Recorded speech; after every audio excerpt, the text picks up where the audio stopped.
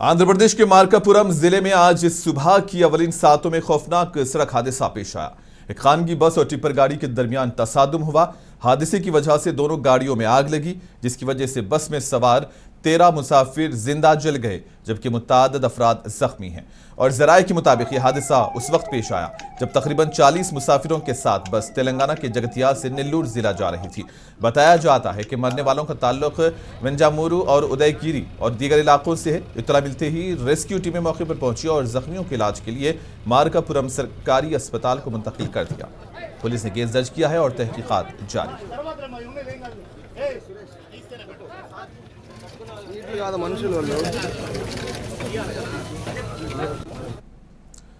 आंध्र प्रदेश के मार्कापुरम में पेश आए बस हादसे पर वजीर आजम मोदी ने अपने गहरे दुख का इजहार किया। इस मौके पर वजीर आजम ने हादसे में जाँ बहक होने वालों के लवाहिकीन से ताज़ियत का इजहार किया। वजीर आजम ने इस हादसे में जाँ बहक होने वाले अफराद के खानदानों को 2 लाख और जख्मियों को 50,000 रुपये देने का ऐलान किया। वजीर आजम ने ट्विटर पर कहा कि मार्कापुरम हादसा इंतहाई अफसोसनाक है। इन खानदानों से मेरी गहरी ताज़ियत है जिन्होंने अपने प्यारों को खो दिया है, और मैं जख्मियों की जल्द सेहतयाबी की दुआ करता हूँ।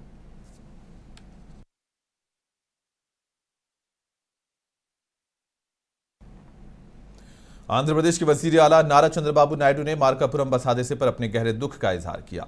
इन्होंने ज़िलई ओहदेदारों से बात की और हादसे की तफसीलात से वाकिफियत हासिल की। जाँ बहक अफराद के लवाहिकीन से ताज़ियत का इजहार किया और जख्मियों को बेहतर इलाज फराहम करने की हिदायत दी। वजीर आला ने हादसे की वजूहात की जामे तहकीकात करते हुए रिपोर्ट पेश करने का हुक्म दिया। वजीर आला ने कहा कि हुकूमत जाँ बहक होने वाले अफराद के लवाहिकीन की मदद करेगी।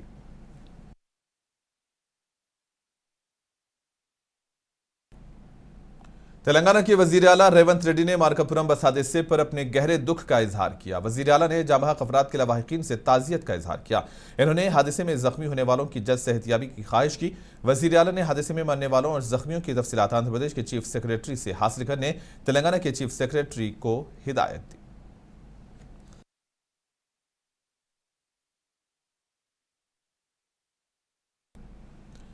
आंध्र प्रदेश के वजीर नारा लोकेश ने मार्कापुरम में पेश आए खौफनाक सड़क हादसे पर गहरे दुख का इजहार किया। इन्होंने हादसे में जाँ बहक होने वालों के अहले खाना को यकीन दिलाया कि हुकूमत उनकी हर तरह से मदद करेगी। इन्होंने मरने वालों की लवाहिकीन से दिली ताज़ियत का इजहार किया। लोकेश ने जख्मियों को बेहतर तिब्बी इलाज की सहूलत फराहम करने ओहदेदारों को भी हिदायत दी।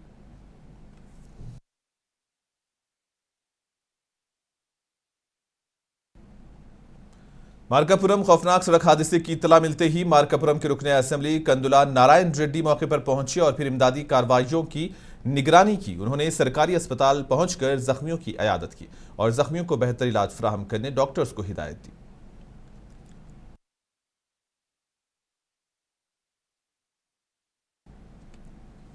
इधर दूसरी जानिब वजीर अनम राम नारायण रेड्डी ने मार्कापुरम के करीब पेश आए बस हादसे पर गहरे सदमे का इजहार किया। इन्होंने कहा कि यह इंतहाई अफसोसनाक है कि खानगी ट्रैवल की बस टिप्पर से टकराने के बाद मुकम्मल तौर पर आग की लपेट में आई।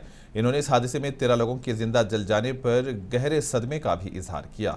रियासती वजीर ने मरने वालों के अफराद खानदान से ताज़ियत का इजहार किया, जबकि उन्होंने जख्मियों को बेहतर तिब्बी इमदाद फराहम करने की हुक्काम को हिदायत दी। इसके अलावा उन्होंने हुक्काम को हादसे की मुकम्मल तहकीकात करने और रिपोर्ट पेश करने की भी हिदायत दी।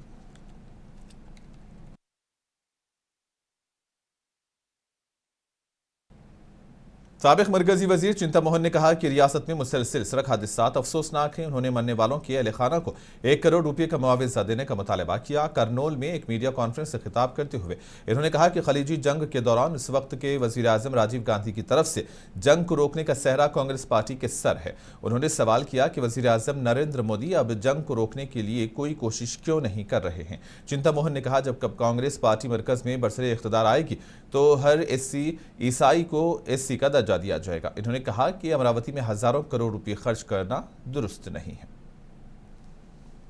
बस एक्सीडेंट ज्यादा चल रहा है आंध्र प्रदेश राष्ट्र में। अगले दिन में कन्नौल में 20-30 लोग मर गए। आज मार्कापुर में 20 लोग मर गए। वो थोड़ा चंद्रबाबू नायडू रूलिंग अच्छा नहीं है, इसके लिए ये बस एक्सीडेंट्स चल रहा है। मैं कंडेम कर रहा है इसके लिए। और इसी दौरान जिला इंचार्ज एसपी हर्षवर्धन राजू ने मार्कापुरम जिले में जाए वक़्वा का मुआयना किया। उनके हमरा दीगर आला ओहदेदार भी मौजूद थे। हर्षवर्धन राजू ने जाए हादसे का बारीक बीनी से मुआयना किया और जख्मियों से भी मुलाकात की। इन्होंने ओहदेदारों को हिदायत दी कि वो हादसे की वजूहात जानने के लिए मुकम्मल तहकीकात करें।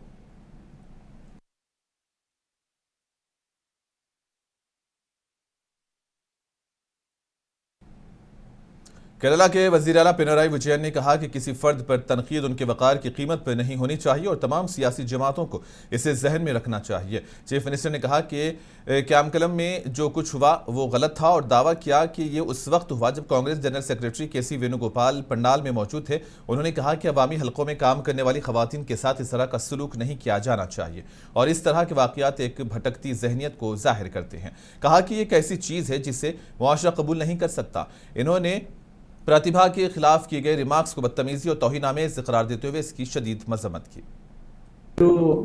വല്ലാത്ത പ്രശ്നമാണ് നമ്മുടെ നാട്ടിൽ. നമ്മൾ എപ്പോഴും വ്യക്തികളുടെ അന്തസ്സ് പാലിച്ചുകൊണ്ട് വിമർശനങ്ങൾ ഉന്നയിക്കാൻ ശ്രദ്ധിക്കണം. കഴിയാവുന്നത്ര എല്ലാ രാഷ്ട്രീയ പാർട്ടികളും ശ്രദ്ധിക്കേണ്ട കാര്യമാണ്. പക്ഷെ ഇവിടെ അങ്ങേയറ്റം തെറ്റായ സമീപനമാണ് ഇപ്പോൾ പരാമർശിച്ച കായംകുളത്തിൻ്റെ കാര്യത്തിലുണ്ട്.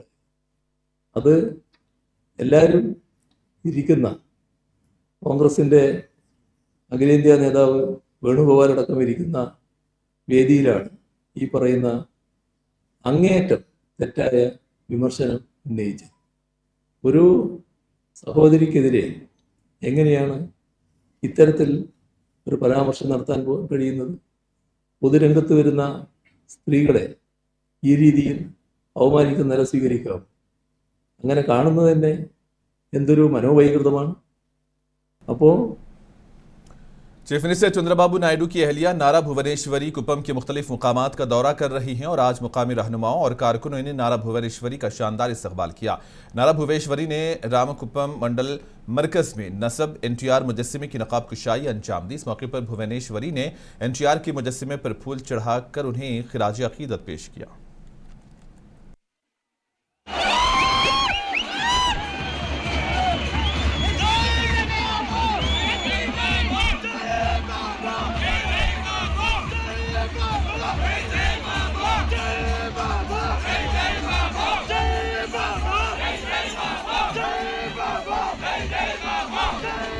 राजस्थान के साबिक डिप्टी चीफ मिनिस्टर और कांग्रेस के सीनियर लीडर सचिन पायलट ने केरला के चीफ मिनिस्टर विजयन पर इल्जाम आयद किया कि वो वजीर आजम नरेंद्र मोदी को खुश करने के लिए राहुल गांधी पर हमला कर रहे हैं।